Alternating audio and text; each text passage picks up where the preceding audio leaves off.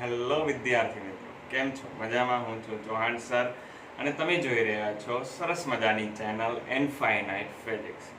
આજે આપણે સોલ્વ કરશું દાખલા. ફિઝિક્સની અંદર દાખલાઓ ખૂબ જ ઇમ્પોર્ટન્ટ હોય. એનું કારણ છે થિયરીની અંદર તમે જે કન્સેપ્ટ સમજ્યા છો, આ કન્સેપ્ટને ફરીથી તમારા માઇન્ડની અંદર ઉતારવા માટે દાખલાઓ મૂકેલા હોય. તો ખાસ આપણે દાખલાઓ સોલ્વ કરશું અને સમજશું એ શું કહેવા માંગે છે. એ થિયરીને રિલેટેડ જ હોય, પણ જરૂર હોય એને સમજવાની, એને ગોખવાની નહીં. ચાલો તો આપણે દાખલાઓ સ્ટાર્ટ કરશું. પણ તમને ખબર છે, દાખલાઓ ભણવા માટે પહેલા આપણે દાખલાઓ સોલ્વ કરવા માટે પહેલા આપણે શું આવડવા જોઈએ? ઇક્વેશન. તો પહેલા તો આપણે જોશું ઇક્વેશન. ચાલો જુઓ, પહેલું ઇક્વેશન આપણું અહીંયા છે વિદ્યુત પ્રવાહનું. વિદ્યુત પ્રવાહ I. સિમ્પલ સૂત્ર તમને ખ્યાલ છે વિદ્યુત પ્રવાહનું. શું છે સિમ્પલ સૂત્ર? Q/T.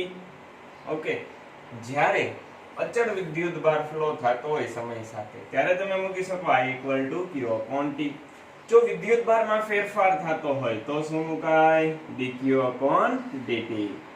ચાલો હવે જુઓ, dt ને સામે જવા દો, dq એનું સંકલન કરી નાખો તો શું થઈ જાય ઇક્વેશન? Q સંકલનમાં I dt.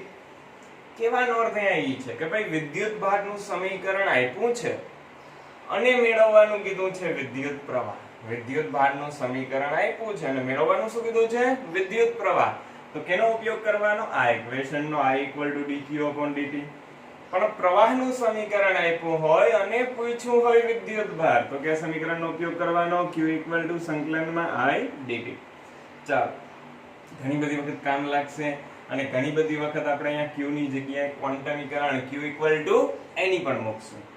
ચલો હવે અવરોધ. અવરોધનું સિમ્પલ સૂત્ર છે ઓહમનો નિયમ. R = શું થાય? V/I. વોલ્ટેજ અને પ્રવાહનો ગુણોત્તર અચળ હોય એને શું કહેવાય? અવરોધ. બીજું એક સૂત્ર છે ρl/A. આનો પણ ઘણી બધી વખત આપણે યુઝ કરશું.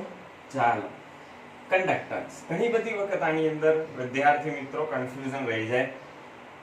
ખાસ યાદ રાખજો, અવરોધનું વ્યસ્ત એને શું કહેવાય? કન્ડક્ટન્સ. તો કન્ડક્ટન્સ એટલે શું થાય? 1/R. ઉપરથી મને સૂત્ર કયો શું થાય? I/V. અહીંયા શું થાય?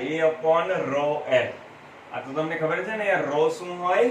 અવરોધકતા. L લંબાઈ અને A ક્ષેત્રફળ. ચલો અવરોધકતા. અવરોધકતાને ρ વડે દર્શાવાય. અવરોધકતા એટલે વાહકતાનું વ્યસ્ત 1/σ = m/ne². તો આવું પણ સૂત્ર લખી શકો. m એટલે ઇલેક્ટ્રોનનું દળ. ઇલેક્ટ્રોન માટેની જો વાત હોય તો ઇલેક્ટ્રોન માટેનું દળ. અને જનરલી આપણે આપણું જે ચેપ્ટર છે એ વાહકો વિશેનું છે એટલે ઇલેક્ટ્રોન જ આવશે. એટલે ઇલેક્ટ્રોનનું દળ. n એટલે ઇલેક્ટ્રોનની સંખ્યા ઘનતા, સ્મોલ m. સંખ્યા ઘનતા એટલે થાય એકમ કદ દીઠ રહેલા ઇલેક્ટ્રોનની સંખ્યા અથવા પરમાણુની સંખ્યા. ચલો, E એટલે ઇલેક્ટ્રોનનો વીજભાર અને τ એટલે રિલેક્સેશન સમય. થિયરી અંદર ભણ્યા ક્રમિક બે અથડામણ વચ્ચે લાગતો સરેરાશ સમય. ચલો પ્રવાહ ઘનતા. આનું સૂત્ર પણ ઘણી બધી યુઝ કરશું આપણે. શું છે? J = NEVD. બીજું સૂત્ર ઓહમનો નિયમ સદિશ સ્વરૂપે σE. તો જેના બે ઇક્વેશન આપણે મળી ગયા. હજી જેની જગ્યાએ તમે લખી શકો I/A. જગ્યા નથી તો અહીંયા લખી નાખું. શું લખી શકો તમે? જેની જગ્યાએ I/A.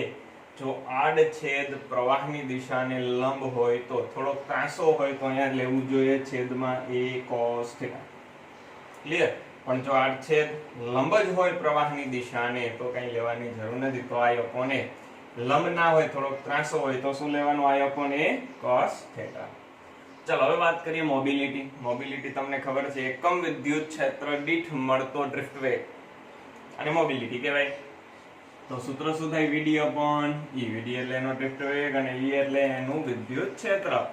બીજું એક સૂત્ર છે σ/Ne. સિગ્મા એટલે તમને ખબર છે વાહકતા, n એટલે સંખ્યા ઘનતા, E એટલે ઇલેક્ટ્રોનનો વીજભાર. હજી એક સૂત્ર છે E/m. E એટલે ઇલેક્ટ્રોનનો વીજભાર, τ એટલે ફરીથી રિલેક્સેશન સમય, m એટલે એનું દળ. ચલો, તાપમાન સાથે બદલતો અવરોધ. આના દાખલાઓ ઘણી બધી વખત પૂછાય છે. સૂત્ર છે R θ = R θ0 1 + α θ - θ0.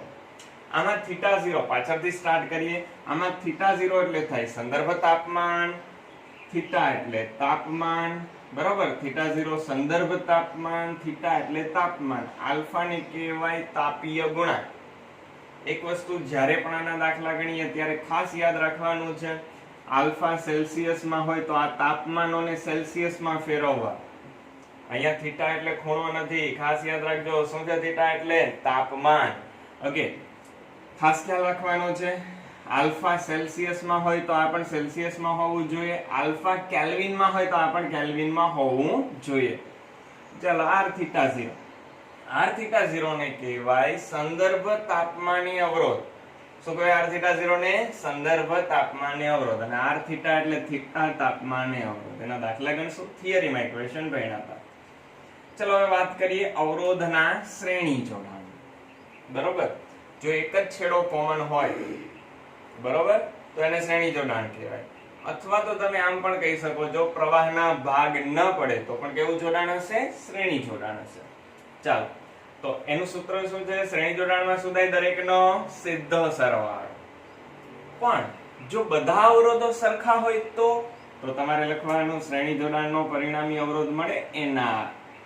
ચાલો, હવે આપણે ભણવાનું છે અવરોધનું સમાંતર જોડાણ. સમાંતર જોડાણમાં તમને ખબર છે કેવો સરવાળો થાય? વ્યસ્તનો. પણ જો બે જ અવરોધો હોય તો કેમ મેળવવાનું? અંશમાં ગુણાકાર, છેદમાં સરવાળો. આનાથી સહેલું પડે. શું કરવાનું? અંશમાં ગુણાકાર, છેદમાં સરવાળો. બે જ અવરોધ હોય તો. ઓકે, n અવરોધ હોય તો r by n, પણ સમાન હોય.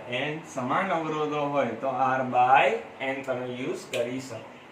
ચાલો, હવે EMF ની થોડીક વાત કરીએ. જ્યારે ડિસ્ચાર્જિંગ ની પ્રક્રિયા થતી હોય ત્યારે voltage V = E - I small r. Small r યાદ છે ને શું થાય? આંતરિક અવરોધ, બેટરીની અંદરનો અવરોધ. પણ જો ચાર્જિંગ ની પ્રક્રિયા થતી હોય તો વચ્ચે પ્લસ r. ડિસ્ચાર્જિંગ થાય, આપણે મોટા ભાગે ડિસ્ચાર્જિંગ ના દાખલા છે, બરોબર. ચાર્જિંગ લેખો હોય તો જ વચ્ચે પ્લસ આવે, બાકી માઈનસ. ઓકે, એક પ્રવાહનું ઇક્વેશન આવશે, ઓલ્ડ સિલેબસ ની અંદર આવતું, એનો એક દાખલો છે. ચાર્જિંગ પ્રવાહનું સૂત્ર V - E છેદમાં capital R plus small r. જ્યાં V શું છે? V છે સપ્લાય વોલ્ટ. બેટરીના વોલ્ટેજ નથી, સપ્લાય વોલ્ટેજ. તમે જ્યારે ચાર્જિંગ કરો તો બહારથી વોલ્ટેજ આપવાનો હોય એ છે. E એટલે બેટરીનું EMF, R એટલે બાહ્ય અવરોધ, સ્મોલ r એટલે આંતરિક અવરોધ. ચાલો, પાવરની થોડીક વાત કરી જાય. પાવરના ત્રણ સૂત્ર ભણ્યા હતા, તમને યાદ હશે. P = I²R પાવર VI નું સૂત્ર. બીજું છે P = V * I. ત્રીજું ઇક્વેશન છે V²/R. ચાલો, પાવરના શ્રેણી સમાંતર જોડાણના MCQ ઘણી બધી વખત પૂછાય છે. યાદ રાખવાનું, અવરોધ કરતા પાવરના સૂત્ર વિરુદ્ધ હોય. ચાલો, અવરોધમાં શ્રેણી જોડાણમાં શું થાય? સીધો સરવાળો થાય. તો પાવરમાં કેવો સરવાળો થાય? શ્રેણી જોડાણ, S એટલે સિરીઝ. શ્રેણી જોડાણમાં કેવો સરવાળો થશે? વ્યસ્તનો સરવાળો. અને અવરોધમાં સમાંતર જોડાણમાં કેવો સરવાળો થાય? વ્યસ્તનો. પાવરમાં કેવો થશે? સીધો સરવાળો. આટલા ઇક્વેશન છે. વિડિયો પોઝ કરી બધા ઇક્વેશન લખી નાખો, આપણે ખૂબ જ કામ લાગશે. તમે લખી નાખો, પછી આપણે હવે દાખલા સ્ટાર્ટ કરીએ. ચલો, હવે આપણે સ્ટાર્ટ કરશું ઉદાહરણ નંબર 1. રકમ હું આખી લખીશ નહીં, કેમ કે બહુ લાંબી રકમો છે આની, બરોબર. તો હું રકમ વાંચતો જઈશ, એમાં જે વેલ્યુ આવશે હું બોર્ડ ઉપર લખતો જઈશ અને આપણે દાખલા ગણશું. પણ તમને આની PDF નોટ્સ છે એ તમારું આ જે લેક્ચર છે એના ડિસ્ક્રિપ્શન બોક્સની અંદર મળી જશે, તો ડાઉનલોડ કરી લેજો. ચલો, સ્ટાર્ટ કરીએ. ઉદાહરણ નંબર 1. 1.5 એમ્પિયર વિદ્યુત પ્રવાહનું વહન કરતા. ઉદાહરણ નંબર 1 અને ઉદાહરણ નંબર 2 આ ડ્રિફ્ટ વેલોસિટીના દાખલા છે. તમારી માઇન્ડના જે આપણે ડ્રિફ્ટ વેલોસિટીના કન્સેપ્ટ છે એ 100% ક્લિયર કરી નાખશે. તો ખાસ ધ્યાનથી સમજજો દાખલો. કરંટ આપી દીધો છે. કરંટ કેટલો ફ્લો થાય છે? કરંટ ફ્લો થાય છે 1.5 એમ્પિયર. ઓકે, અને ક્ષેત્રફળ આપ્યું છે. ક્ષેત્રફળ છે 10⁻⁷ મીટર સ્ક્વેર. ચાલો, વહન પામતા ઇલેક્ટ્રોન માટે સરેરાશ ડ્રિફ્ટ ઝડપ Vd આપણે ફાઇન્ડ કરવાની છે. એવું ધારો કે કોપરનો દરેક પરમાણુ લગભગ એક વાહક ઇલેક્ટ્રોન આપે છે. એક પરમાણુમાંથી એક ઇલેક્ટ્રોન નીકળે તો જેટલા પરમાણુ એટલા ઇલેક્ટ્રોન મળે. ફરીથી, એક પરમાણુમાંથી એક ઇલેક્ટ્રોન નીકળે છે. રકમમાં કીધું છે એક પરમાણુમાંથી એક ઇલેક્ટ્રોન નીકળતો હોય તો જેટલા પરમાણુ એટલા ઇલેક્ટ્રોન આ વાહકમાં હોવા જોઈએ, અને કયા ઇલેક્ટ્રોન? આપણા મુક્ત ઇલેક્ટ્રોન. ચાલો, કોપરની ઘનતા આપી છે, એને હું D વડે દર્શાવીશ. ચેપ્ટર નંબર 3 ની અંદર ઘનતા D વડે દર્શાવશું. એનું કારણ છે ઘનતા જનરલી ρ વડે દર્શાવીએ છીએ, પણ ρ એટલે શું થાય? અવરોધકતા. એટલે D વડે દર્શાવશું. તો D છે 9 ગુણાકારમાં 10⁻³ કિલોગ્રામ પર મીટર ક્યુબ. ચલો આગળ વાત કરું તો તેનો પરમાણુ દળાંક 63.5 U છે.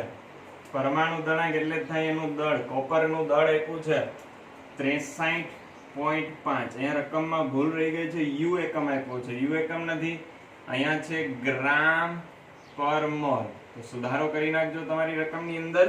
63.5 ગ્રામ પર મોલ એટલે કે આટલું દળ છે. આપણે જે તત્વ લીધું 1 મોલ છે, અને 1 મોલમાં કોપર કેટલો આવે? 63.5. ચાલો, તો આના માટે પહેલું આપણે ફાઇન્ડ કરવાની છે ડ્રિફ્ટ ઝડપ. બરોબર, આપણો A છે, પછી આગળ B અને C પણ છે, પણ પહેલા ફાઇન્ડ શું કરવાની છે? આપણી ડ્રિફ્ટ ઝડપ. ચાલો, તો આપણું ઇક્વેશન શું છે વિદ્યાર્થી મિત્રો? ડ્રિફ્ટ ઝડપ આવે હું ડ્રિફ્ટ વેગનું સૂત્ર.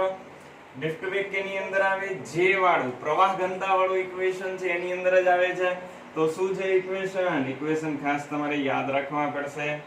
બરોબર, શું છે equation? J = NEVD. Clear? J એટલે શું થાય? પ્રવાહ ઘનતા. અહીંયા આપેલી નથી, પણ J નું હજી એક સૂત્ર આપણે આવડે છે. શું છે સૂત્ર? I/A. ચાલો V મૂકીએ, કેમ કે પ્રવાહ ને ક્ષેત્રફળની વાત અહીંયા છે. NEVD. ચાલો, હવે VD ને મેળવવો હોય, એને કરતા બનાવો, તો આ ક્યાં જાય? છેદમાં ANE. ચાલો, હવે ખાલી મને તમે એટલું કહો, આમાં શું નથી આપણી આગળ? પ્રવાહ છે, ક્ષેત્રફળ છે, ઇલેક્ટ્રોનનો ચાર્જ તો ખબર છે 1.6 ગુણાકારમાં 10⁻19. તો શું નથી? સ્મોલ n નથી. સ્મોલ n એટલે શું થાય તમને ખબર છે? સ્મોલ n એટલે સંખ્યા ઘનતા, પરમાણુની સંખ્યા ઘનતા. પણ જેટલા પરમાણુ એટલા ઇલેક્ટ્રોન, તો ઇલેક્ટ્રોનની સંખ્યા ઘનતા લખાય. તો ઇલેક્ટ્રોનની સંખ્યા ઘનતા એટલે હંમેશા થાય એકમ કદ દીઠ રહેલ ઇલેક્ટ્રોનની સંખ્યા. ચાલો, આપણો જે દાખલો છે એ કેટલા માટે છે? 1 મોલ માટે. તો 1 મોલની સંખ્યા કેટલી હોય વિદ્યાર્થી મિત્રો? 1 મોલની સંખ્યા હોય 6.022 ગુણાકારમાં 10⁻23. અને કયો નંબર કહેવામાં આવે છે? એવોગ્રેડો અંક આને કહેવામાં આવે છે. ચલો, પછી છેદમાં છે કદ. છેદમાં અહીંયા શું છે? કદ. કદની જગ્યાએ અહીંયા શું આપેલું છે જરાક જુઓ? દળ અને ઘનતા. તો એવું એક સૂત્ર તમને યાદ, જેની અંદર કદની જગ્યાએ દળ અને ઘનતા આવી જાય. ચાલો, તો ઘનતા એટલે શું થાય? દળના છેદમાં કદ. ઘનતા એટલે શું થાય? દળના છેદમાં કદ.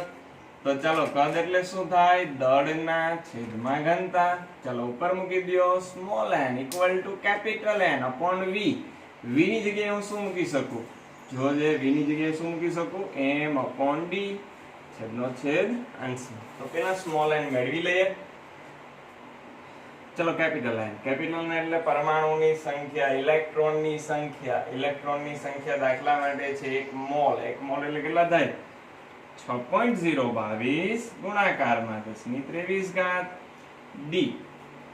D એટલે આપણી ઘનતા, એ છે 9 ગુણાકારમાં 10⁻3. ચાલો, દળ.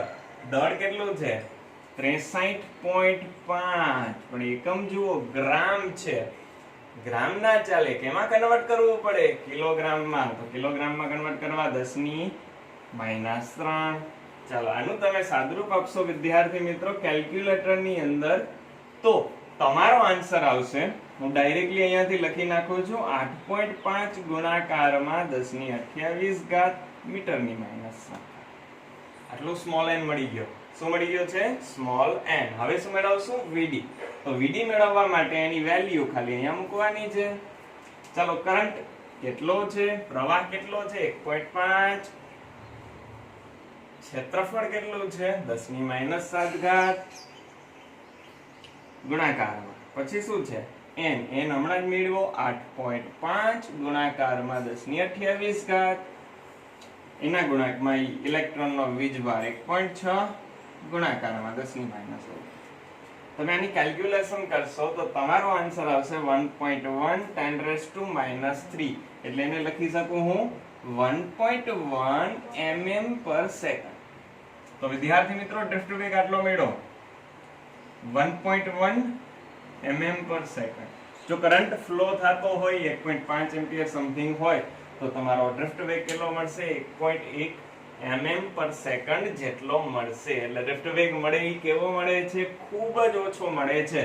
ડ્રિફ્ટ વેગ અહીંયાથી શું કેવો મળે છે? આપણે ખૂબ જ ઓછો ડ્રિફ્ટ વેગ મળે છે, છતાં પણ કરંટ ફ્લો થાય છે. એનું કારણ શું છે? જુઓ, ઝડપ ખૂબ ઓછી કહેવાય 10⁻³ આ વાહક છે. ધારી લઉં કે ભાઈ આ વાહક છે ને 1 મીટરનો છે ટોટલ, જનરલી આટલો તો હોય જ, પણ આટલા વાહકની અંદર 10⁻29 જેટલા ઇલેક્ટ્રોન હોય. કેટલા ઇલેક્ટ્રોન હોય? 10⁻29. હવે છેડા પર અહીંયા હું બેટરી કનેક્ટ કરું. આપણે આગળ થિયરીમાં શીખી ગયા છીએ બેટરીનું કામ શું? પ્રવાહને સ્થિતિમાન પૂરું પાડે. એટલે ઇલેક્ટ્રોન જે છેડા પરનો ઇલેક્ટ્રોન છે થોડોક જ ખસે તો એ તારમાં આવતો રહે અને ફ્લો કરે. તો આવા ઇલેક્ટ્રોન તો અહીંયા બધે હોય, સમજાણું? તો વારાફરતી કરંટ ફ્લો કરે. ભલે ડ્રિફ્ટ ઝડપ એની નાની છે પણ કરંટનો ફ્લો ડાયરેક્ટલી સ્ટાર્ટ થઈ જશે. બરાબર, એનું કારણ છે. ઓકે, ચાલો આગળ આપણે વાત કરવાની છે. આ એ આપણો કમ્પ્લીટ થઈ ગયો. આપણે એની જરૂર પડશે એટલે મેં અહીંયા ઉપર લખ્યો છે. હવે આપણે ભણશું બી. બી ની અંદર અહીંયા એવું લખ્યું છે, ઉપરોક્ત મળેલ ડ્રિફ્ટ ઝડપને પેલા સામાન્ય તાપમાને હવે આપણો આ બી છે, સામાન્ય તાપમાને રહેલા કોપરના પરમાણુની ઉષ્મીય ઝડપ સાથે કમ્પેર કરશો. ઉષ્મીય ઝડપ સાથે સરખાવીએ. સામાન્ય તાપમાને જે કોપર હોય એની ઉષ્મીય ઝડપ સાથે આપણે આને કમ્પેર કરવાની છે. ઓકે, ચાલો તો ઉષ્મીય ઝડપની આપણે વાત કરીએ વિદ્યાર્થી મિત્રો. તો ચાલો, કોઈ પણ પદાર્થ આગળ જે ઉષ્મીય ઉર્જા હોય, આ ઉષ્મીય ઉર્જાનું સૂત્ર છે 3/2 કેવીટી. ઉષ્મીય ઉર્જાનું સૂત્ર 11th ની અંદર આવતું શું છે? ઉષ્મીય ઉર્જાનું સૂત્ર 3/2 કેવીટી. આ ઉષ્મીય ઉર્જા કયા સ્વરૂપમાં મળે? એ મળે કોપરના પરમાણુને આ સ્વરૂપમાં. આ સ્વરૂપ એટલે કયું છે? ગતિ ઉર્જા. ઉષ્મીય ઉર્જા કયા સ્વરૂપમાં મળે? ગતિ ઉર્જામાં. આપણે ઘણી બધી વખત આ વસ્તુ ભણ્યા છે કે ભાઈ ઉષ્મા ઉર્જા વધે તો ગતિ ઉર્જામાં વધારો થાય. ઓકે, ચાલો, પણ આજે વાત છે અહીંયા જે દળ આવે એક જ ઇલેક્ટ્રોન નું આવે. આગળ તો બધાયનું દળ હતું 63.5, એ તો આખે આખા આપણા તત્વનું છે, પણ અહીંયા તો એકની જ વાત આવે. બરોબર, એક જ ઇલેક્ટ્રોન ની વાત આવશે. એક જ ઇલેક્ટ્રોન અહીંયા ગતિ કરે છે, બરોબર, અથવા તો એક જ પરમાણુની વાત આપણા માટે અહીંયા આવશે. ચાલો તો જુઓ, મારે અહીંયાથી વેગ મેળવવો છે તો પેલા 2 2 કટ થઈ ગયા, તો v² શું થઈ ગયું મારા માટે? 3 કેવીટી છેદની અંદર શું આવશે? m. હવે v મેળવવો હોય તો બે બાજુ રૂટ. તો મારે દળ મેળવવું છે. આગળ હું આઈ થિંક ઇલેક્ટ્રોન નું બોલી ગયો, પણ ઇલેક્ટ્રોન નહીં, પરમાણુનું દળ. એક પરમાણુનું દળ, બરોબર, કેમ કે ઉષ્મીય ઉર્જા એક પરમાણુ માટેની છે તો દળ પણ એક પરમાણુનું થયું. આપણી આગળ જે દળ છે, બરોબર, આપણી આગળ જે દળ છે કોપરના આખે આખા તત્વનું દળ છે. એમાંથી મારે એકનું મેળવવું હોય તો શું કરાય? છેદમાં એની સંખ્યા. એની સંખ્યા કેટલી છે? એવોગ્રેડો અંક જેટલી છે ને. આખું તત્વ છે એમાં કેટલા પરમાણુઓ છે? 6.022 ગુણાકારમાં 10⁻23 આટલા પરમાણુ છે, બરોબર. આટલા બધાય ભેગા થઈને કેટલું દળ બનાવે? 63.5 ગ્રામ. મારે એકનું જ મેળવવું હોય તો શું કરવાનું? 63.5 ના છેદમાં કેટલા મૂકવાના? એની સંખ્યા. સિમ્પલ વસ્તુ થઈ. ચાલો, એમની જગ્યાએ હું મૂકી દઉં MCU છેદમાં એને, છેદનો છેદ અંશમાં. તો આવું કંઈક વેગનું સૂત્ર મળ્યું આપણે, 3 કેવીટી Na છેદમાં MCU. વેલ્યુ જ મૂકી દઈએ 3. કેબી નું મૂલ્ય જો દાખલો પૂછાય તો રકમમાં આપેલું હોય. બોલ્ટ્ઝમેનનો અચળાંક એનું મૂલ્ય છે 1.38 ગુણાકારમાં 10⁻23. ટેમ્પરેચર નોર્મલ ટેમ્પરેચર સામાન્ય તાપમાનની વાત છે. સામાન્ય તાપમાન એટલે કેટલા સેલ્સિયસ? 27 સેલ્સિયસ. પણ કેમાં કન્વર્ટ કરવા પડે? કેલ્વિનમાં. કેલ્વિનમાં જ કન્વર્ટ કરીને દાખલો ગણવો પડે. તો કેટલા થાય કેલ્વિનમાં? 300. ઓકે, એને એવોગ્રેડો અંક 6.022 ગુણાકારમાં 10⁻23 છેદમાં MCU. MCU એટલે કોપરનું દળ. કેટલું છે રકમમાં? 63.5 ગ્રામ છે એટલે 10⁻3 એટલે કેમાં ફરી ગયો? કિલોગ્રામમાં. ચલો, આનું કેલ્ક્યુલેશન જ્યારે તમે કેલ્ક્યુલેટરની અંદર કરશો તો વિદ્યાર્થી મિત્રો એનો આન્સર તમારે આવશે. હું ડાયરેક્ટલી લખી નાખું છું. 3.43 ગુણાકારમાં 10⁻2 મીટર પર સેકન્ડ. આટલી ઝડપ હોય ઉષ્મીય ઉર્જાના લીધે અહીંયા આટલી ઝડપ હશે. આગળ ડ્રિફ્ટ વેગની ઝડપ કેટલી છે? મારે ખાલી ઘાત જ લખવી છે, ઘાત કમ્પેર કરવી છે. mm એટલે 10⁻3 અને અહીંયા કેટલી છે? 10⁻2. તો આના કરતા કેટલા ગણું? સિમ્પલી મેળવી શકો. આના કરતા કેટલા ગણું? તો આમાં કેટલા ગુણાવ્યતા બની જાય? 10⁵. રેડી ને? આમાં 10⁵ ગુણો 10⁻2 બની જાય ને. તો ડ્રિફ્ટ વેલોસિટી કરતા સામાન્ય તાપમાને કોપરના અણુની ઝડપ કેટલી હોય? 10⁵ ગણી વધારે હોય. આના કરતા 10⁵ ગણી વધારે છે. તો આના કરતા આ 10⁻⁵ ગણી. અહીંયા લખી નાખું તો તમને કન્ફ્યુઝન ના થાય. આના કરતા 10⁵ ગણવું છે તો આના કરતા આ કેટલું થાય? 10⁻⁵ ગણી થશે. ટૂંકમાં કેવાનો અર્થ છે ડ્રિફ્ટ ઝડપ કેવી હોય? ડ્રિફ્ટ ઝડપ વિદ્યાર્થી મિત્રો ખૂબ જ નાની, છતાં પણ થોડું થોડું સ્થાનાંતર કરી અને કરંટનું ફ્લો કરાવે છે. ચાલો, હજી અહીંયા ક્વેશ્ચન પૂરો નથી થતો. હજી આપણે સી પણ ભણવાનો છે. તો સી ની અંદર જોઈએ. સી ની અંદર શું પૂછ્યું છે? આવું પૂછ્યું છે. બીજું, સુવાહકમાં ડ્રિફ્ટ ગતિ માટે જવાબદાર વિદ્યુત ક્ષેત્રના પ્રસરણની ઝડપ સાથે પણ સરખાવો. હજી આપણે કમ્પેર કરવાનું છે વિદ્યુત ક્ષેત્રની ઝડપ સાથે. એની સાથે કમ્પેર કરશું વિદ્યુત ક્ષેત્રની ઝડપ. વિદ્યુત ક્ષેત્રની ઝડપ કેટલી હોય? 3 ગુણાકારમાં 10⁸ મીટર પર સેકન્ડ. વિદ્યુત ક્ષેત્રની ઝડપની વાત છે. ઈ લખાઈ ગયો છે આગળ. વિદ્યુત ક્ષેત્રની ઝડપ કંઈક આટલી હોય. કોઈ પણ પદાર્થ કેનો બનેલો છે? દ્રવ્ય અને તરંગનો. આ તરંગ બે વસ્તુઓનું બનેલું છે, વિદ્યુત અને ચુંબક. તો વિદ્યુત ક્ષેત્ર અને ચુંબકીય ક્ષેત્ર. ઈ તરંગની ઝડપ હોય 3 ગુણાકારમાં 10⁸. તો વિદ્યુત ક્ષેત્રની ઝડપ પણ કેટલી થાય? 3 ગુણાકારમાં 10⁸. તો જો આ 10⁻3 છે, એમાં હું કેટલા ગુણાવું તો જવાબ આવી જાય 10⁸. સિમ્પલ 10⁻11. તો કહેવાનો અર્થ એ થઈ ગયો કે ડ્રિફ્ટ ઝડપ કરતા અહીંયા જે વિદ્યુત ક્ષેત્રની ઝડપ છે એ કેટલા ગણી છે? 10⁻11. આના કરતા કેટલા ગણી થઈ? 10⁻11 ગણી થાય. કહેવાનો અર્થ એટલો જ છે. અહીંયા આ દાખલાનો સમજાવવાનો અર્થ એટલો જ છે. ડ્રિફ્ટ ઝડપ ખૂબ જ ઓછી હોય, બરોબર? ડ્રિફ્ટ વેગ ઝડપ બોલાઈ જાય છે, પણ ડ્રિફ્ટ વેગ કેવો હશે? ખૂબ જ ઓછો હશે. એની સાપેક્ષે સામાન્ય તાપમાને અણુઓની ઝડપ વધારે હોય, વિદ્યુત ક્ષેત્રની ઝડપ પણ વધારે હશે. એટલે કહેવાનો અર્થ એ છે નાનું નાનું સ્થાનાંતર થાય, પણ નાના નાના સ્થાનાંતરના લીધે જ પ્રવાહનું વહન થાય છે. ચલો, પેલો દાખલો આપણો કમ્પ્લીટ થયો. હવે નેક્સ્ટ ગણશું બીજો દાખલો. ચાલો, બીજો દાખલો થિયરિકલ છે. એમાંનો એક આવું પૂછ્યું છે આપણે કે ઇલેક્ટ્રોનની ડ્રિફ્ટ ઝડપ કેટલાક એમ્પિયરના ગાળાના પ્રવાહો માટે mm પર સેકન્ડ હોય. હમણાં જ જોયું 1.5 એમ્પિયર માટે આપણે મેળવ્યું હતું 1.1 mm પર સેકન્ડ. ઓકે, હોવાનો અંદાજ કરેલ છે. તો પરિપથને બંધ કરતા લગભગ તત્ક્ષણ જ પ્રવાહનું નિર્માણ કેવી રીતે થાય? પ્રશ્ન સમજાવું. ચાલો, આ આપણો વાહક છે. આ વાહક હું ધારી લઉં 1 મીટરનો છે. ઓકે, હવે અહીંયા કોઈ ઇલેક્ટ્રોન છે. આપણે આ દિશામાં ક્ષેત્ર આપ્યું છે એટલે ઇલેક્ટ્રોન ક્ષેત્રની વિરુદ્ધ દિશામાં જશે. તો આપણો ધન છેડો થઈ ગયો, આપણો ઋણ છેડો થઈ ગયો. બેટરી કનેક્ટ કરી દઈએ.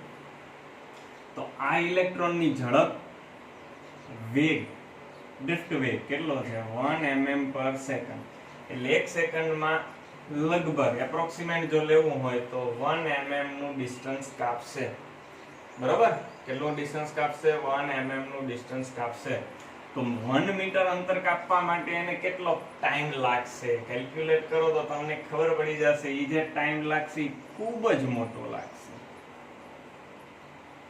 કેલ્ક્યુલેટ કરતા આવડશે ને ટાઈમ અહીંયાથી અહીંયા જો આટલી એની ઝડપ હોય ઝડપ એટલે શું થાય અંતરના છેદમાં સમય તો સમયને તમે કરતા બનાવો તો ઈ થાય અંતરના છેદમાં આપણો વેગ અંતર 1 મીટર કાપવાનું છે ઝડપ છે 1 mm 1 mm એટલે 10⁻³ ક્લિયર 10⁻³ ઉપર એટલે થઈ ગયા 1000 સેકન્ડ આટલો ટાઈમ લાગશે તો બેટરી જોડ્યા પછી આપણે 1000 સેકન્ડ સુધી રાહ જોવી પડશે આવું તો થતું નથી બેટરી જોડવાથી તરત જ પ્રવાહ ફ્લો થઈ જાય એનું કારણ શું તો કે ભાઈ ઇલેક્ટ્રોન કઈ બધાય આ છેડે ના હોય ઘણા બધા ઇલેક્ટ્રોન અહીંયા પણ હશે આખા પદાર્થમાં ગોઠવાયેલા હશે ને તો વિચારો છે આ છેડા પરનો ઇલેક્ટ્રોન છે ઈ તો તરત જ વયો જશે અને પ્રવાહનું નિર્માણ કરશે તો આ ઇલેક્ટ્રોનને અહીંયાથી અહીંયા સુધી આવવાની રાહ જોવાની જરૂર નથી એટલે પ્રવાહ છે આ જે ઇલેક્ટ્રોન જે આ છેડાની નજીક છે એના લીધે આપણે જે પ્રવાહ મળે છે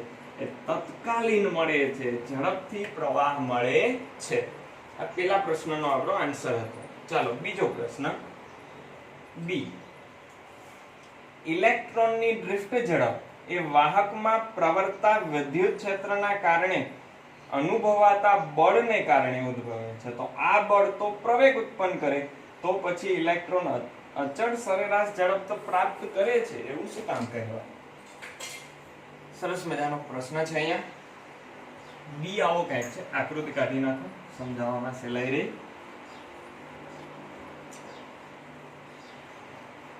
જોજો ધ્યાનથી સમજજો આકૃતિ દોરીને આપણે સમજીએ આપણો વાહક પદાર્થ છે આ આપણા એના ધન વિદ્યુત ભાર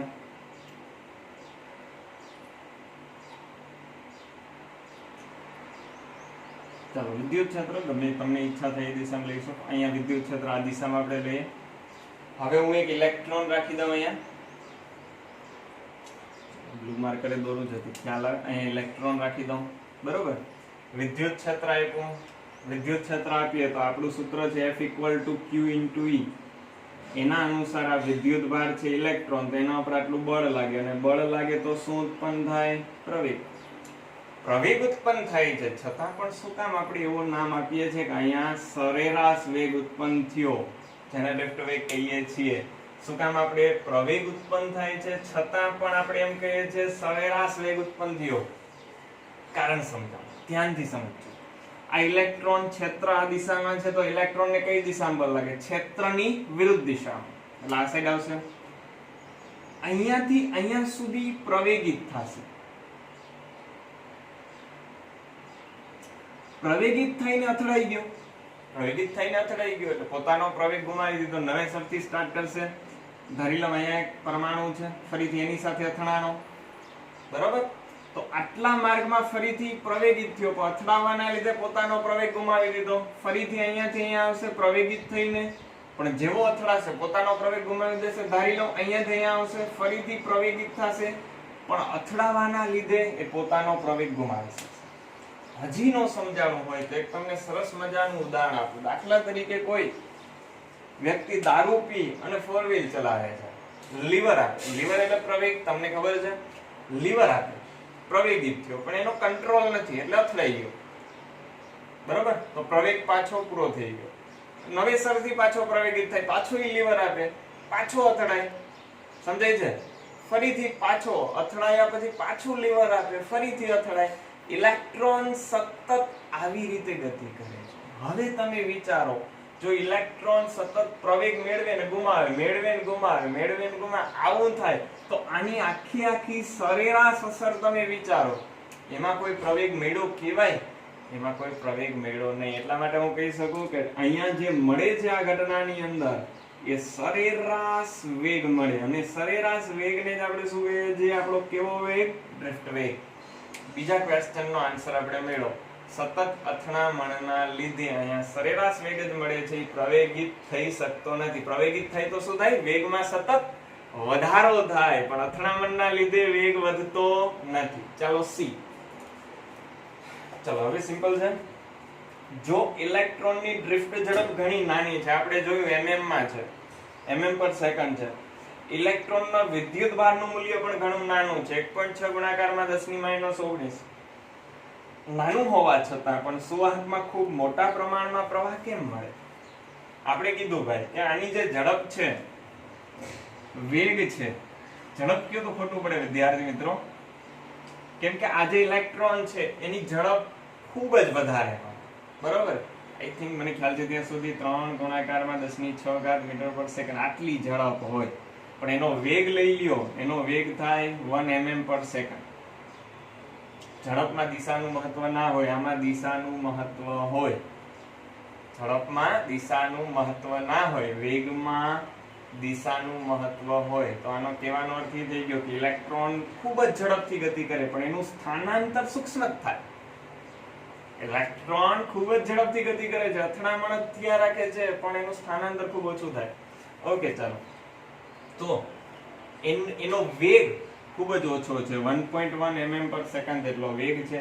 ઇલેક્ટ્રોનનો વીજભાર પણ વિદ્યાર્થી મિત્રો ઓછો છે, સી ભણીએ છીએ, બરોબર. છતાં પણ પ્રવાહનું મૂલ્ય આપણે વાહકમાં મોટું કેમ મળે?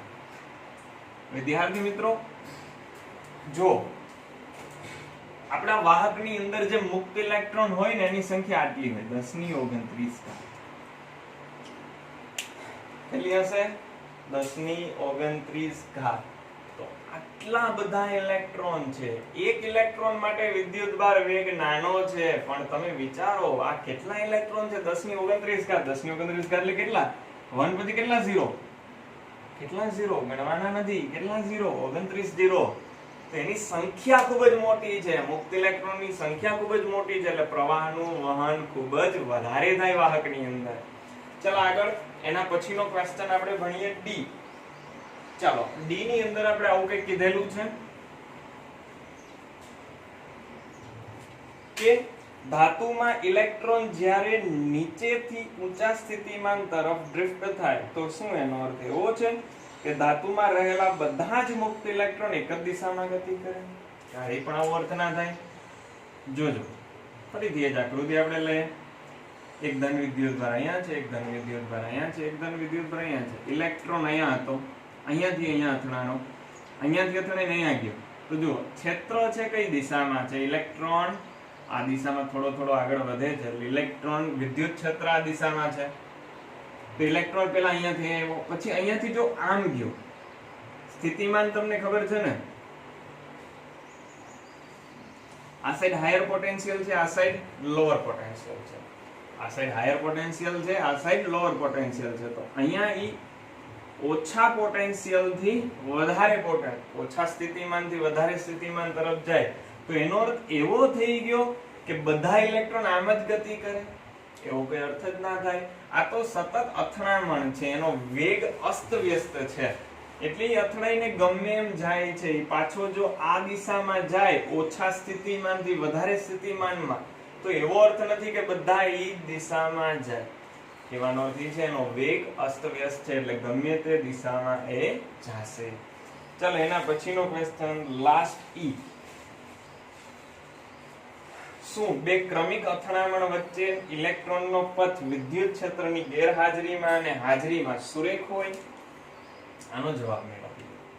ચલો ધારી લે વિદ્યુત ક્ષેત્ર ગેરહાજર છે, તો ખાસ યાદ રાખજો, જો વિદ્યુત ક્ષેત્ર ગેરહાજર હોય તો એનો પથ હોય સુરેખ.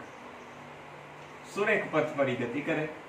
પણ વિદ્યુત ક્ષેત્ર જો હાજર હોય તો એના ઉપર બળ લાગે. બળ લાગવાના લીધે થોડો પ્રવેગ ઉત્પન્ન થાય, થોડાક જ સમય માટે. અને કેટલા સમય માટે? જ્યારે ઈ ઇલેક્ટ્રોન અહીંયાથી ગતિની શરૂઆત કરે, આની સાથે અથડાય નહીં ત્યાં સુધી, એટલે માર્ગ દરમિયાન જ પ્રવેગી ગતિ હોય. અથડામણ થાય એટલે પ્રવેગ ગુમાવી દે. તો આ એટલા માર્ગમાં એની આગળ પ્રવેગ ઉત્પન્ન થયો, તો આ પ્રવેગ ઉત્પન્ન થયો હોય તો અહીંયા એની સુરેખ ગતિ ના થાય, થોડીક વક્ર ગતિ થાય. પ્રવેગના લીધે કેવી ગતિ થશે? એની વક્ર ગતિ અહીંયા થશે. તો વિદ્યુત ક્ષેત્ર હાજર હોય તો એ વક્ર ગતિ કરતો હોવો જોઈએ. ચાલો અહીંયા આપણે બીજો દાખલો પૂરો થઈ ગયો. હવે નેક્સ્ટ દાખલો કરશું. ઉદાહરણ નંબર 3. એક ઇલેક્ટ્રિક ટોસ્ટરમાં ગરમ કરવા માટે નિક્રોમ તાર વપરાય છે, ઉપયોગ કરવામાં આવે છે.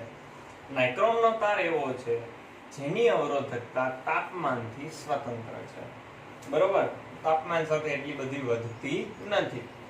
ચાલો, સાવ સ્વતંત્ર નથી પણ તાપમાન સાથે એમાં કોઈ મોટો ફેરફાર થતો નથી. જ્યારે તેમાંથી અવગણ્ય પ્રવાહ પસાર કરવામાં આવે ત્યારે ઓરડાના તાપમાને, તો વિદ્યાર્થી મિત્રો આને કહેવાય સંદર્ભ તાપમાન. θ0 વડે દર્શાવાય. આગળ પણ આપણે વાત કરી ગયા 27 સેલ્સિયસ. અને ત્યારનો અવરોધ એને કહેવાય સંદર્ભ અવરોધ. અને એ કેટલો છે? 75.3 ઓહમ. હવે આગળ વાત કરીએ. જ્યારે ટોસ્ટરને 230 વોલ્ટના ઉદ્ગમ સાથે જોડવામાં આવે એટલે આટલો વોલ્ટેજ છે. ચાલો, ત્યારે અમુક સેકન્ડ બાદ પ્રવાહનું મૂલ્ય આટલું થાય છે 2.68 એમ્પિયર. તો નાઇક્રોમ તારનું સ્થાયી તાપમાન કેટલું હશે? એટલે થીટા મેળવવાનો છે.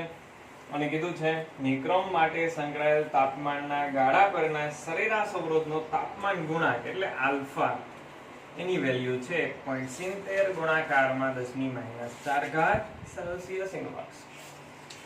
ચલો, સિમ્પલ એવો દાખલો, નાઇન્ટી દાખલો છે આપણા માટે. કઈ થિયરીનો દાખલો છે? ત્રીજો અને ચોથો દાખલો તાપમાન સાથે બદલતા અવરોધની થિયરી. r θ વાળું જે ઇક્વેશન હતું, r θ = r θ0 1 + આલ્ફા θ - θ0, એ થિયરીનો છે. ચાલો એની આપણે વાત કરીએ. હવે જુઓ, આ નોર્મલ કન્ડિશન છે. નોર્મલ કન્ડિશનની અંદર અવરોધ આટલો હતો. હવે શું થાય છે? આપણે એને વોલ્ટેજ સપ્લાય આપ્યો, એના લીધે આટલો કરંટ ફ્લો થયો. આપણે ખબર છે જ્યારે કોઈ પણ વાહકમાંથી પ્રવાહ પસાર થાય તો H = I2RT મુજબ એમાં ઉષ્મા ઉર્જા ઉત્પન્ન થાય. ઉષ્મા ઉર્જા ઉત્પન્ન થવાના લીધે એના અણુના દોલનો વધે.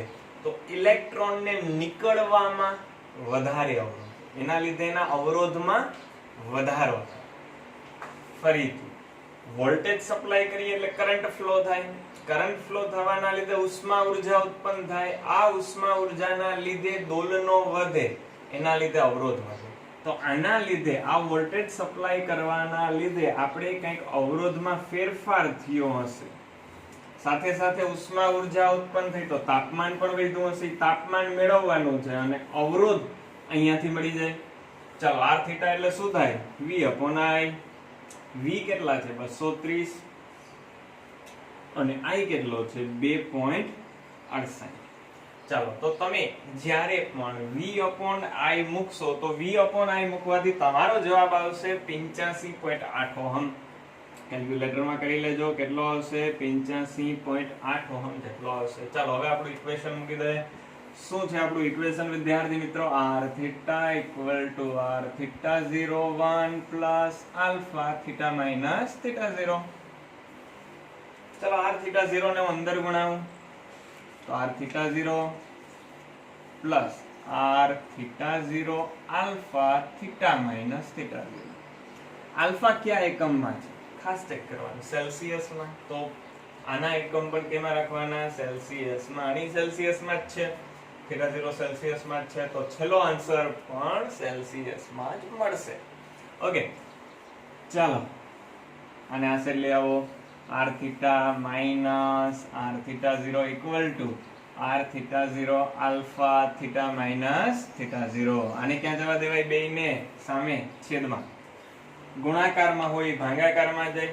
જ્યારે પણ તમે બરાબરની સામેની સાઈડ લઈ જતા હોય તો ગુણાકારમાં હોય ભાગાકારમાં જાય, અને સરવાળામાં હોય બાદબાકીમાં જાય. તો આ ગુણાકારમાં છે ને, તો સામે કેમ જશે? ભાગાકારમાં. r θ - r θ0 r θ0 alpha = θ - θ0. r θ કેટલો છે? 85.5. r θ0 કેટલો છે? 75.3. જો સરખાએ સમજજો. ઓરડાના તાપમાને આટલો અવરોધ હતો, પણ પ્રવાહ પસાર કરવાના લીધે એનો અવરોધ આટલો થઈ ગયો. બરાબર, કહેવાનો દાખલાનો અર્થ, મેન અર્થ જ આ છે. r થીટા 0 75.3 અને આલ્ફા કેટલાનો છે? 1.70 ગુણાકારમાં 10 ની -4. ચાલ આ છે થીટા માઈનસ થીટા 0. આનું સાદુરૂપ તમે કેલ્ક્યુલેટરની અંદર આપશો તો તમારો જવાબ આવશે 820. થીટા માઈનસ થીટા 0, તો થીટા ઇક્વલ ટુ શું થાય? 820 પ્લસ થીટા 0. થીટા 0 કેટલા છે? 27. તો ચાલો વિદ્યાર્થી મિત્રો, આપણો આન્સર શું આવી ગયો? 847 સેલ્સિયસ. ચાલો ત્રીજો દાખલો પૂરો થયો. હવે આપણે કરશું ચોથો દાખલો. ઉદાહરણ નંબર 4. સરસ મજાનો દાખલો અને મોસ્ટ ટાઈમ. હું બોર્ડનું પેપર કાઢું તો આ દાખલો હોય જ. જો તમારા બોર્ડના પેપરમાં દાખલો હોય તો મેં પેપર કાઢ્યું હશે. ચલો, પ્લેટિનિયમ અવરોધ ધરાવતા થર્મોમીટરમાં રહેલ પ્લેટિનિયમ તારનો અવરોધ બરફના તાપમાને 5 ઓહમ છે. તમને બરફનું તાપમાન ખબર છે કેટલું થાય? એને હું સંદર્ભ તાપમાન નામ આપી દઉં, થીટા 0. બરફનું તાપમાન છે 0 સેલ્સિયસ. ત્યારનો અવરોધ એને કહેવાય સંદર્ભ અવરોધ, એ છે 5 ઓહમ. ક્લિયર? પેલી વસ્તુ આવી છે, બરફનું તાપમાન કીધું નથી પણ આપણે આવડે છે 0 સેલ્સિયસ. આગળ વાત કરીએ વરાળના તાપમાન, એને થીટા નામ આપી દો. વરાળનું તાપમાન કેટલા સેલ્સિયસ હોય? 100 સેલ્સિયસ.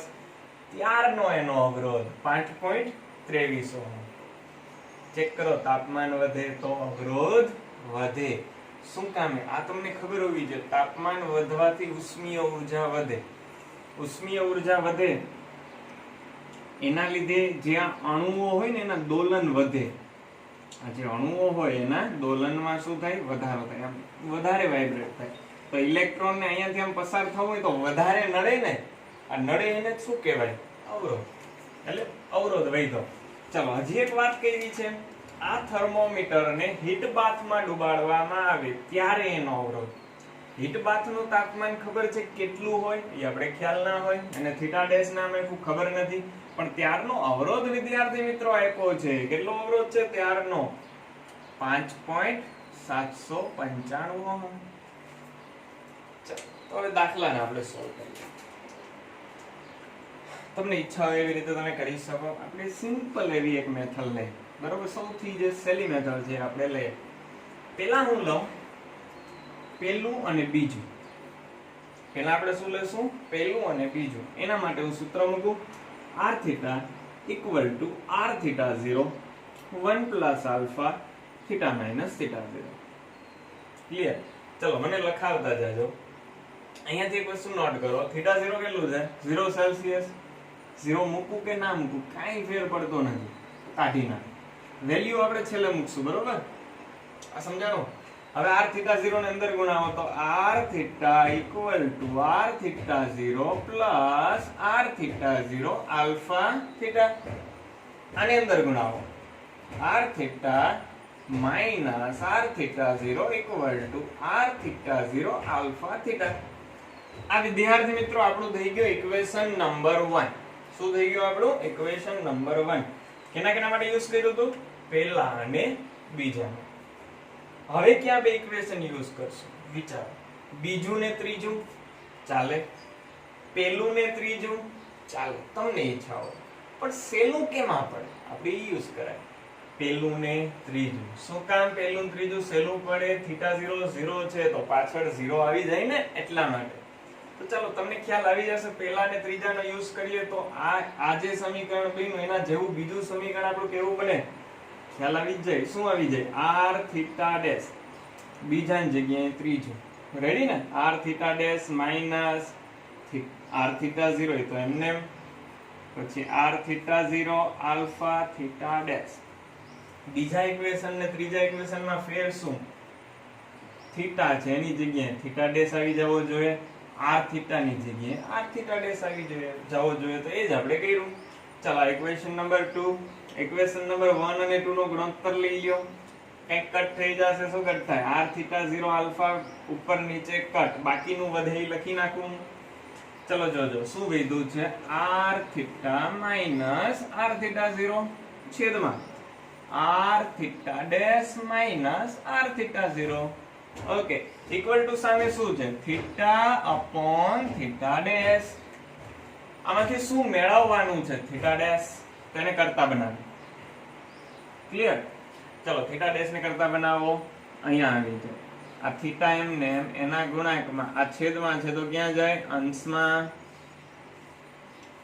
અંશમાં છે તો ક્યાં આવે વિદ્યાર્થી મિત્રો? છેદમાં. રેડી? હવે બધાની વેલ્યુ મૂકીને આન્સર મેળવીએ. થીટાની વેલ્યુ કેટલી છે? થીટા છે 100. r થીટા ડેશ આપણા માટે છે 5.795 માઈનસ r થીટા 0.5. આ છે 5. r થીટા છે 5.23, r થીટા 0.5. બધી વેલ્યુ છે. તમે કેલ્ક્યુલેશન કરશો તો કેલ્ક્યુલેશન કરવાથી તમારો ફાઇનલ આન્સર આવશે 345.65 સેલ્સિયસ. ચાલો, તો આપણો ચોથો દાખલો પણ પૂરો થયો. ઉદાહરણ નંબર 5. શ્રેણી સમાંતર જોડાણનો જે કન્સેપ્ટ છે એનો આપણે યુઝ કરશું. શ્રેણી જોડાણની અંદર તમને ખબર છે વહેતો પ્રવાહ સરખો રહે. સમાંતર જોડાણમાં એનું વિદ્યુત સ્થિતિમાન સરખું. એનો ઉપયોગ આપણે કરશું અને સરસ મજાનો દાખલો છે એને આપણે સોલ્વ કરશું. પહેલા આપણે મેળવવાનો છે આ પરિપથનો સમતુલ્ય અવરોધ. ચાલો, તો અહીંયાથી જ આપણે સ્ટાર્ટ કરીએ. 4 ઓહમના બે અવરોધ. કેવું જોડાણ છે વિદ્યાર્થી મિત્રો? ચેક કરો છે. કેવું જોડાણ છે? ઈ બેયનું સમાંતર. ખ્યાલ આવી જાય. જો સમાંતર જોડાણ હોય તો પ્રવાહના એક તો ભાગ પડે. અહીંયાથી કરંટ આવશે, વહેવા માટે બે માર્ગ મળશે. સમાંતર જોડાણ સાથે સાથે એના બે છેડા કોમન હોય. ઉપરના અવરોધના છેડા તમે ગણો તો a ને b, નીચેના અવરોધ માટે a ને b. તો સમાંતર જોડાણ. સમાંતર જોડાણ થઈ જાય તો આપણે ખબર છે એનો સમતુલ્ય અવરોધ કેમ મળે? ઘણી બધી રીત છે. જો બે અવરોધ હોય તો અંશમાં ગુણાકાર, છેદમાં સરવાળો. એમ નો કરવું હોય અને સરખા હોય તો r/n. r એટલે એકનું મૂલ્ય, n એટલે એની સંખ્યા. એકનું મૂલ્ય 4, n એટલે એની સંખ્યા 2. તો આનો જવાબ 2 ઓહમ. એમનો કરવો હોય તો અંશમાં ગુણાકાર, છેદમાં સરવાળો કરીને કરી લ્યો, 2 જ ઓહમ આવશે. ચાલો, તો આનો આન્સર મળી ગયો 2 ઓહમ. ચાલો, b અને c વચ્ચે તો r5 કનેક્ટ છે. એનો અવરોધ તો 1 ઓહમ છે જ. બરોબર? તો એમાં સાદુરૂપ કંઈ આપવાની જરૂર નથી. b અને c વચ્ચે. ચાલો, r3 ને r4 જો ત્યાં જ ખબર પડી જાય સમાંતર જોડાણ, તો એનો પરિણામી જે અવરોધ મળશે એ કેટલો મળે વિદ્યાર્થી મિત્રો? આપણે મેળવતા આવડે છે. શું કરવાનું હોય?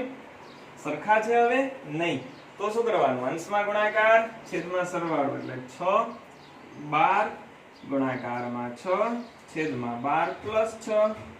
12 6 72, 12 ને 6 18, 18 ચોક 72. એટલે આનો આન્સર આવશે 4. ચાલો, તો આપણે બધાનું સાદુરૂપ આપી દીધું. નીચે છે એક બેટરી 16 વોલ્ટની. એનો આંતરિક અવરોધ છે 1 ઓહમ. ઓકે, આ તો આંતરિક અવરોધ છે. ઈ આની અંદર ગણવાનો ના હોય. સમતુલ્ય અવરોધ મેળવવો હોય તો આ મેળવવાનો. હવે જુઓ આ 3 નું કેવું જોડાણ વિદ્યાર્થી મિત્રો? હવે ખબર પડી જ જવી જોઈએ કેવું જોડાણ છે. શ્રેણી જોડાણ. 2 શ્રેણી જોડાણમાં શું થાય? સીધો સરવાળો. 2 2 ને 1 3, 3 ને 4 7.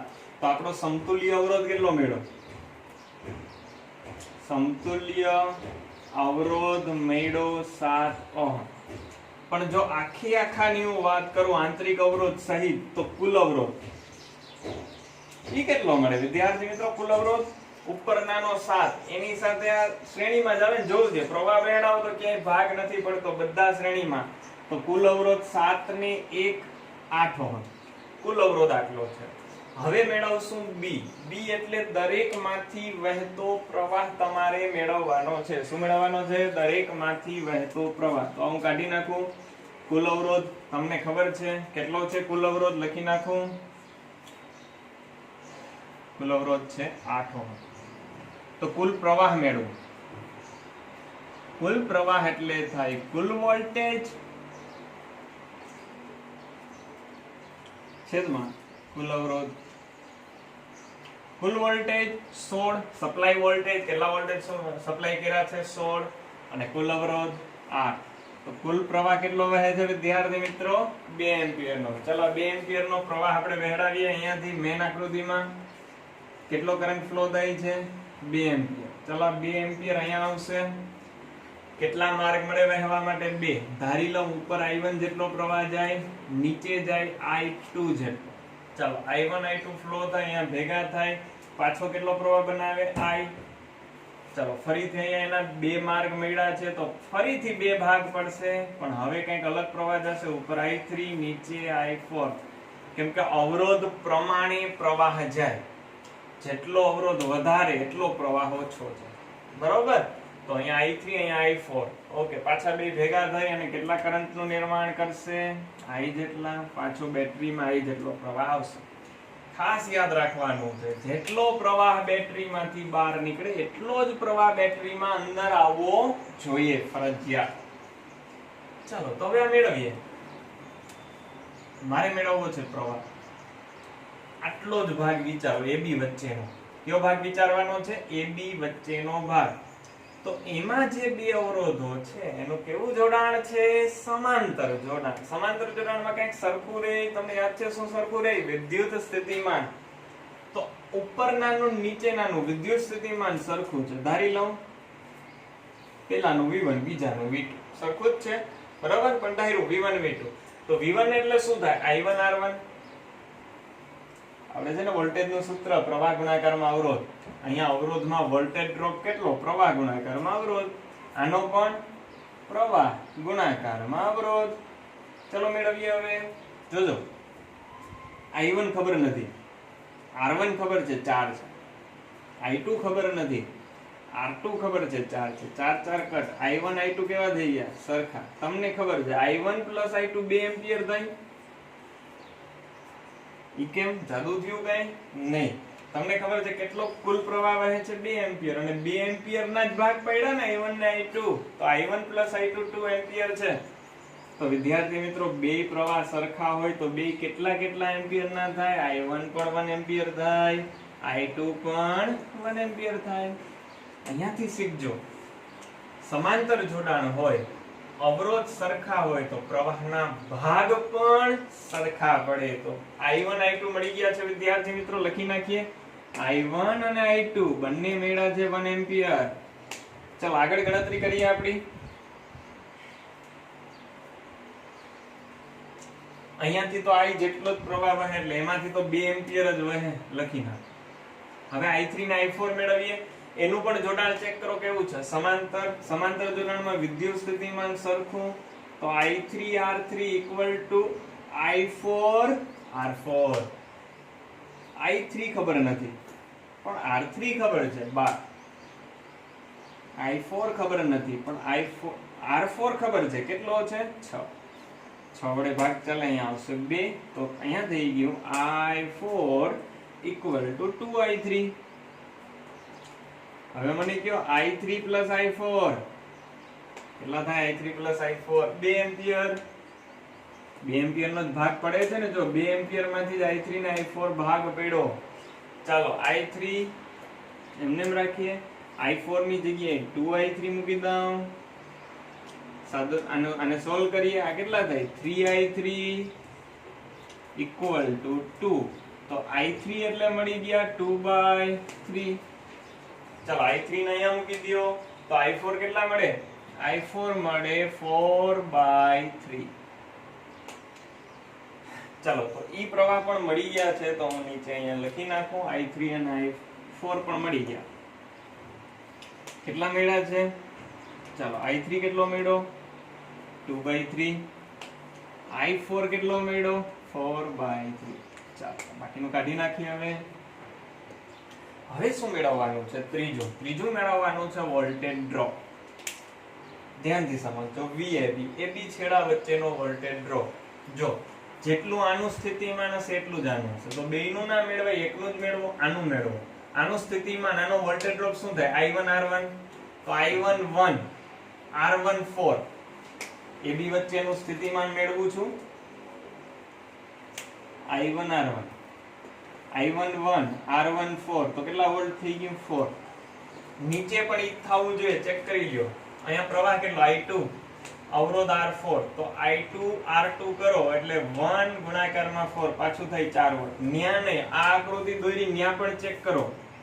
જો અવરોધ છે 2 ઓહમ નો અને કરંટ કેટલો હોય 2 એમ્પિયર નો, તો AB છેડા વચ્ચેનો વોલ્ટેજ ન્યા પણ કેટલો 4 વોલ્ટ. એટલે અહીંયા મેળવો તોય હાલે, આ બેયનું પરિણામી મૂકીને મેળવો તોય હાલે, ગમે એકનો મેળવી લ્યો તોય ચાલે. તો AB વચ્ચેનો વોલ્ટેજ ડ્રોપ વિદ્યાર્થી મિત્રો કેટલો થઈ ગયો 4 વોલ્ટ. હવે મેળવશું BC વચ્ચેનો વોલ્ટેજ ડ્રોપ. BC નો પ્રવાહ છે I અને ન્યાનો અવરોધ છે R5.